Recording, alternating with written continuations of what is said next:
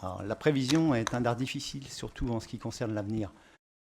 Si on regarde la DSP, l'objectif en nombre de voyageurs est le même que celui que nous avions dans la DSP précédente, environ parce que sur la DSP précédente, l'objectif n'a pas été atteint à 10 millions près, pour un certain nombre de causes.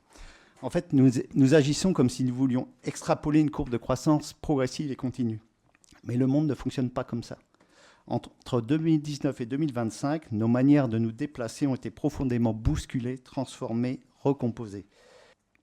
À cela s'ajoutent d'autres acteurs, d'autres facteurs majeurs incontrôlables. On peut parler des incertitudes géopolitiques qui peuvent agir sur le prix de l'énergie, fragiliser les équilibres financiers du transport collectif. Un ralentissement économique global qui pèse à la fois sur la consommation, les déplacements professionnels, les investissements publics, et pourrait peser sur le versement mobilité, qui est le levier essentiel du financement de nos transports. Alors, il y a quand même des objectifs de fréquentation en hausse sur cette DSP, une augmentation de 19% qui est prévue. Est-ce que notre réseau est prêt, dans son état actuel, à accueillir ces nouveaux usagers dans de bonnes conditions? Aujourd'hui, aux heures de pointe, il est parfois impossible de monter dans un tramway.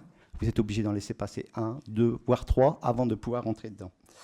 Je ne sais pas si vous l'avez vu, mais j'ai vu effectivement qu'il y avait dans la DSP une possibilité d'allonger les rames qui a été envisagée, qui n'est pas créditée, mais qui a été étudiée. C'est ce qui se fait au Mans actuellement, et je trouve que c'est effectivement une initiative extrêmement intéressante.